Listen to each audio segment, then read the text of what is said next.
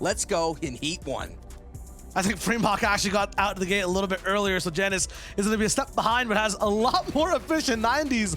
Not even using too many builds. This guy's not using his wall bind, Sancho. He's only got ramps and floors. Absolutely, that is a classic thing to do. Now you see the bots are popping up here, and you can see Janus just moving all the way through, making it look so smooth. No need to build a roof here, but you definitely have to bring the floor not only to traverse across the stage, but to protect it from the bot down below. That EJ dash is coming into a crucial battle here on the snake tunnels, and Fremont gets taken down, and he will be getting sent back to the beginning of that snake tunnel stage portion as Janus is going to move through to the second half, and that is the danger that we were talking about, the analyst desk, that if you go down, the mistakes are going to be crucial because he gets sent back to the beginning. Floor wall. He's going to do it perfectly, going all the way up, making sure he's not going to get shot out at all. Spends the right amount of time on each and every single AI bot in front of him as well. And honestly, Sancho, from this point onwards, it looks like if he doesn't make a mistake. And that's it. That is the most efficient way. Floor ramp, floor ramp. The only time I crank those 90s when I'm trying to do a sky base, Shyo, it looks like Janus here is going to take the first out of the two. Again, this is best out of two. So if Janus can come back and win again, Fremont does get eliminated and gets sent down to the lower bracket. Yeah, it's all about having the fastest time. Janus with barely even any mistakes. He only got shot once inside those snakes. He's all the way at the top. Yeah, you honestly underestimate the damage pistols do until there's 5 of them. Finally does not go down here like he did previously. He's looking good here, but you cannot make any more mistakes. If Janus wins this right here, he will send Fremont down to the lower bracket. As you see here, Janus has the most finals victory royales of all time with 7 in the FNCS. So this is where he is. This is a 2-time champion going up against Fremont. I want to be the best in the world amongst all regions. Right now, Brazil is clocking in some wild times as Janus. He rolls in 2:25, a slower time than before, but we saw not a lot of EJ dashing here for Savage, just going to the traditional way as if he's doing an edit course. We'll see if that Janus technique will be that factor. And taking a look here, the high tier record from all the regions is 2 minutes and 14 seconds in Asia by KWZ Allen. Sorry.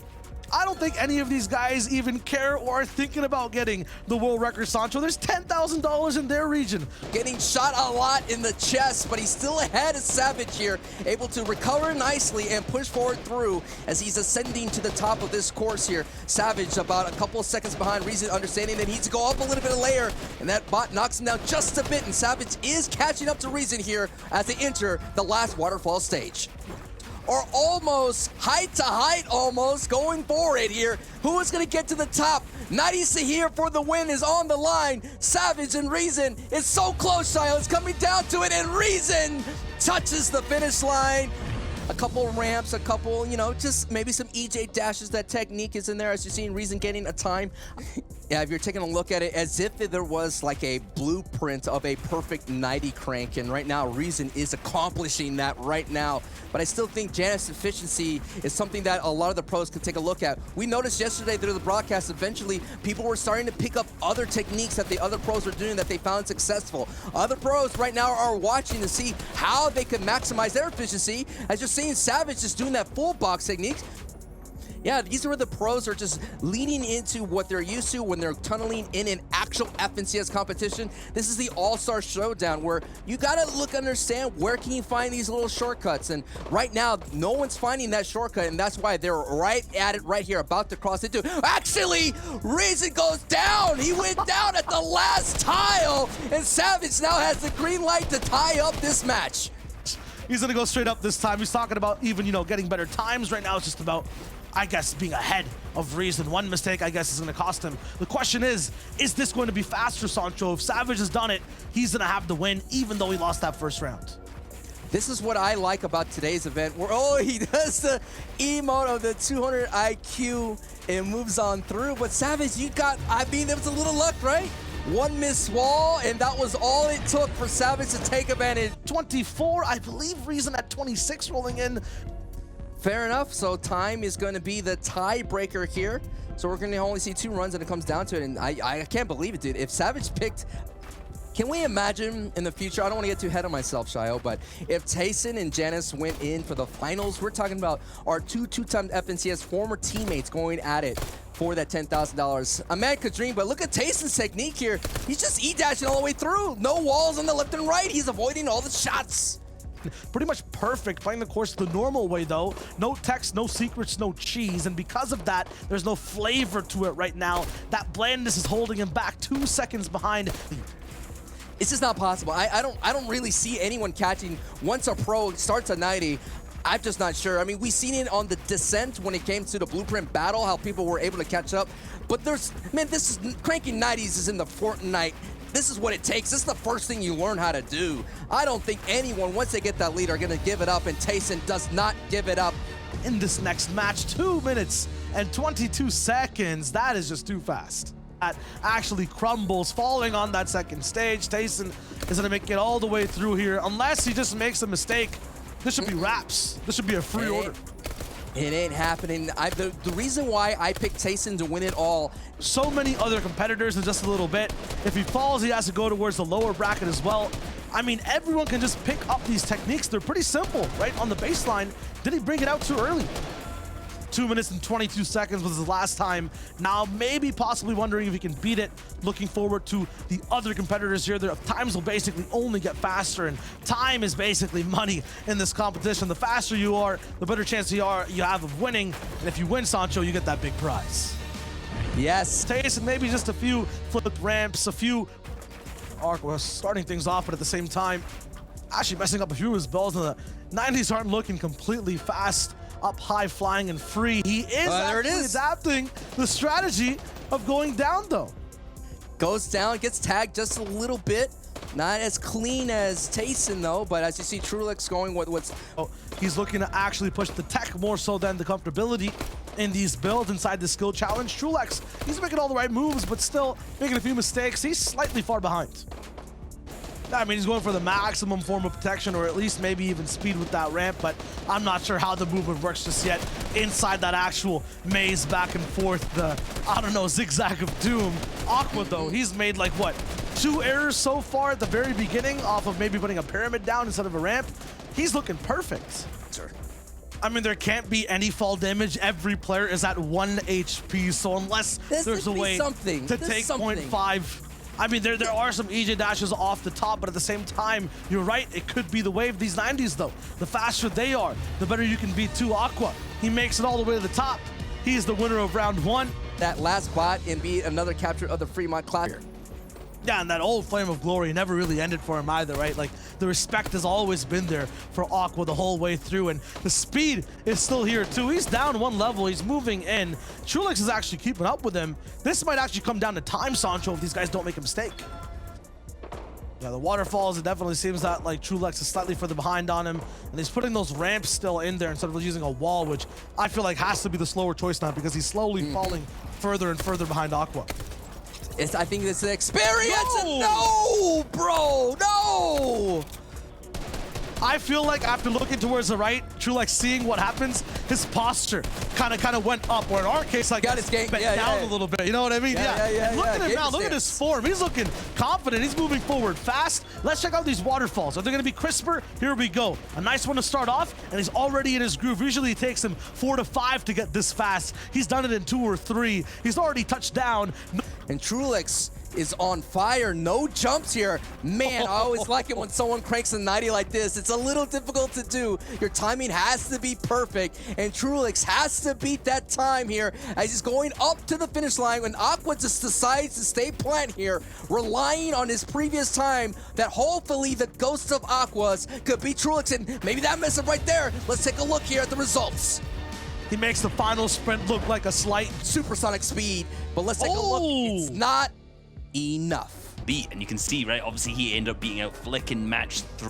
Ooh, and I'm liking what I'm seeing right here. EJ Dash had a Janice, and he's starting things off to get closer towards all the way to the top first instead of at the end. At the same time, Savage, he decides to build out after a side jump, so both players kind of in the same cerebral space. In terms of time, though, Savage, he's quicker. He's like wall hopping back and forth. He's so much faster.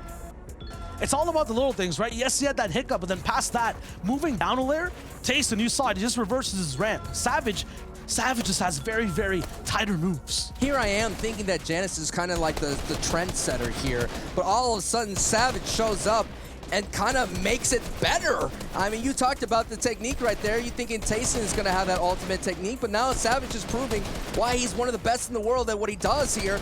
And if he keeps going with no mistakes, Shyo, 216. 216. That's going to be the time he gets. He's going to do it. He is going straight to a different dimension. Savage is locked in. He is locked and loaded and about to maybe lock in the best time of today. Savage crosses the line, and Savage, suit and tie, briefcase. He just proved me wrong right here. And does he prove me right with my time? No. He's in the lead. And looks like Janus is now on the other side doing the exact same thing, about 2 grid pieces behind. This is going to be a very close here. Janus has to beat Savage here. And that's all it takes is both competitors. And Janus here a little bit slow here on the free fall. A little bit slow there. I think he got, you know, once you realize you ever jumped on a trampoline and realize you're a little bit too high, you go, oh, just like that. That's what happened to Janus.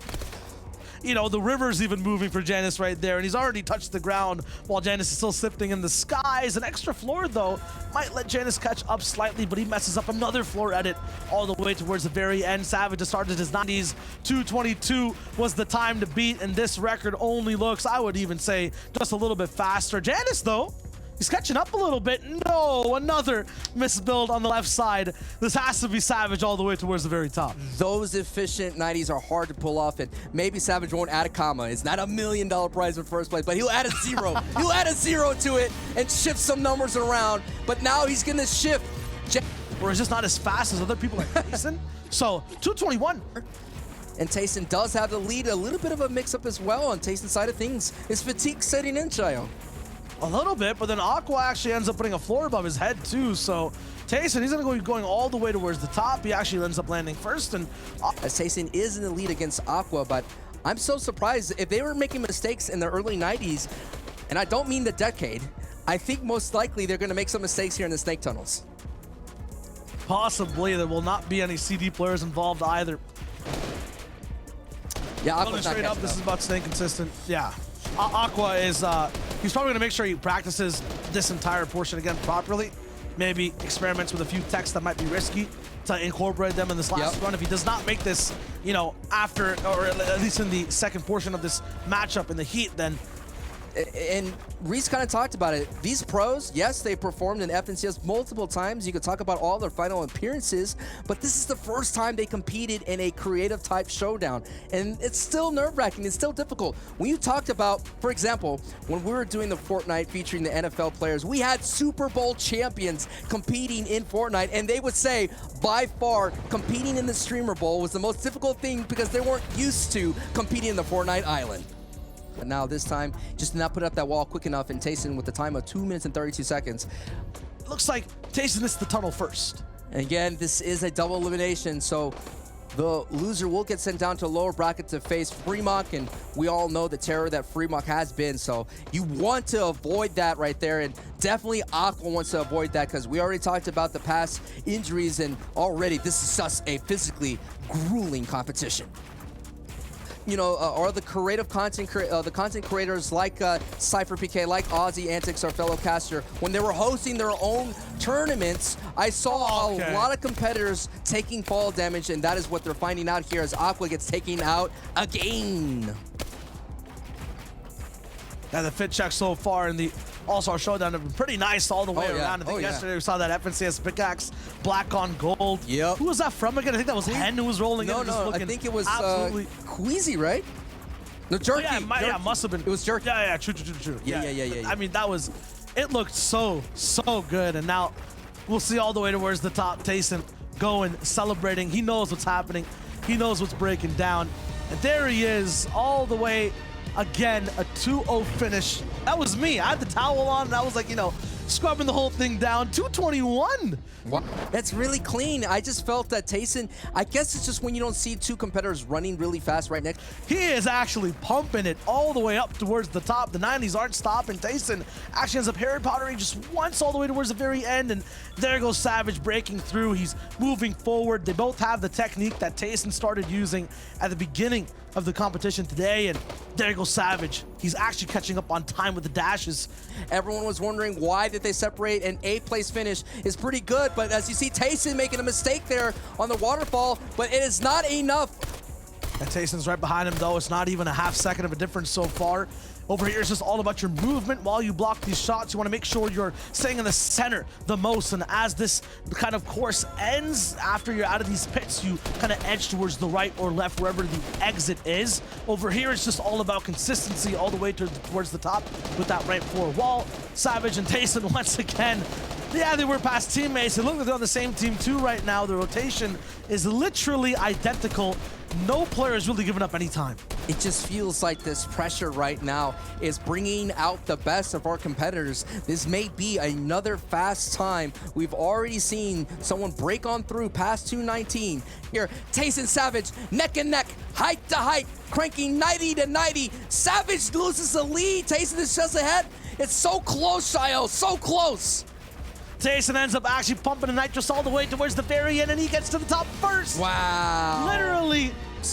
Blink, and you talked about it, sub 220, 218. Wow. Looks like they're still in pairs. I mean, they're putting in some phenomenal numbers, as right now we're seeing that Tayson just has a lead and able to touch the platform almost at the same time here, but it's going to come down to that finals 90s crank there, Shyo. He ends up the victor. In the beginning, though, that risk Sancho last time, it cost him a lot. It cost him about 2 seconds. He can't have that happen again. Still building, so still close. moving forward. It's very close. I'm just patiently waiting to see exactly what ends up happening. This is the one where I guess me and you get to take a breather, right? This is just them walking. How's your day going, Sancho? It's going good. I mean, I'm feeling great. I'm excited to see where the rest of All-Stars. We got, you know, what is it, Play for Keeps coming up tomorrow? Yeah. So much time. And this is really fun. I mean, what a great event at... Missed ramp placement by Tayson. Savage have a slight lead on the 90s. He has that side jump ready as well. But he messes it up. It's even on both sides. He stubbed his toe, man. He stubbed his toe. That was a 6 side jump just to get an optimal position here. And now Savage is going to have to go supernova and get to a place that he's never been right now. He has to beat the time of 218, which he's only gotten a time of 221. Now it's a him against the clock here, as he's going to be able to beat Tayson in this matchup. But the question is the time there? We're watching here. No. Savage just falls 2 seconds short. Slightly faster, but from what I'm looking at right now between Savage and Janice, every time Savage is ending up fighting someone else or has a new matchup. Yes, he goes just ahead here, but wow, Savage is still keeping up the pace. Keeping up the pace, he's not actually jumping the entire time through. Maybe that's why Janice actually has a slight type of advantage in movement, in speed, moving through that tunneling course. It's so nice. The pressure is not even scratching his back slightly at all. Janice is actually the first one. I have yet to see anyone make the ultimate mistake and taking the critical fall damage and getting eliminated here. But wow, the waterfalls are just wet right now. And Janice just goes all the way down, liquid smooth. You talked about be like water. Janice is like water at this moment. Nah, it's that ramp all the way at the end of his waterfall. It came out towards the very end, stopped his tracks, and then he had to go vertically down and stop his time for about a second or two. The 90s, yeah, they'll be slightly slower as well. Let's see where it is, 218. That's still a very fast time. False. If Janice puts up a better time, I just have to say, Savage, it's just unfortunate bracket placement right there, man. For you to fall right into the arms of Janice, for you to fall right into this buzzsaw, this fast demon that is going all the way through. We're talking about some efficiency, some speed. But this is where Janice was able to kind of push the lead a little bit further, and Savage made that mistake here. All eyes are on Savage on the top of your screen, way back in the distance here. What did you see, Shyo? Attracted to the roof like there's a magnet up there, and he has the opposite force within his body. He is building straight all the way towards the sky, and nothing can stop this man when he has his mission in his sights. Janice wins 2-0. Janice might have set another record, and it's Janice that moves on towards the finals. He's lived and was born in this course with a time of 2:16. Holy. He's getting close to the world record with Biggest smile and go, oh boy. two men of opposite extremes, and they're going to be put to the test. Here we go. It is the first opportunity here to put that first shot across the bow of their opposition here. Yeah, Tayson might have slipped, but Janus almost falls right there. He's going to try to make up some time. We know that Janus is very, very fast when it comes to actually navigating around those pressure bots, so Tayson's going to be the first one to waterfall. Janus will try to catch up slightly behind. He could risk this too. Sancho, you've said it. No one's actually gone down to fall damage in these waterfalls. But when the pressure is high in Grand Finals, that could be the case. We may have already seen Janus's final form of clicking in that 2 minutes and 16 seconds, but Tayson as well. We haven't yet to seen the best times from him. He's been floating around 2 minutes and 20 seconds, but he may have picked the right opportunity to go all out as Janus kind of hit that invisible wall right there. Kind of came a little bit too high. But a good record score. Okay, Oh my God. Tayson, the 7th 90, he messed up. How? Janus is struggling too. Is it the surfer? Is it the players? It doesn't matter. Tayson is the one all the way towards the top. He locks it in. Janus literally just moves by 222. Yeah, that's beatable. He overturns slightly. Tayson doesn't grab the top in the most efficient way because of this. Now Janus has the lead. Business as usual for the big man. Every time we see him with this half-second lead, Sancho, he ends up breaking a record. Because you could get that bracket reset, and then I think all the pressure then goes back to Tayson. Oh, but right there for Janus, the pressure might be on now, saying it was pretty much perfect right now. Maybe just a slight overturn in the beginning. He runs into his wall. This has only happened once before, Sancho, and when it did, he went 222. When it does now, he goes down, and that could be it. Tayson rolling with it, absolutely flawless. High tier with the highest player. Oh my goodness. Tayson, you're just too clean. On that grand prize, Tayson is going to take it all the way towards the top, the #1 spot on the podium, and he never dropped the map the entire day through. Cranking his way up through the clouds, up through the finish line, and Tayson securing the bag, baby. $10,000 and a victory. Let's go, Tayson. And walks away champion in a very respectable time. Let's take a look at the whole competition, how it all unfolded, because we started off the day with Janus looking like the man to beat, which he was for a lot of the day. He picked off 3 more.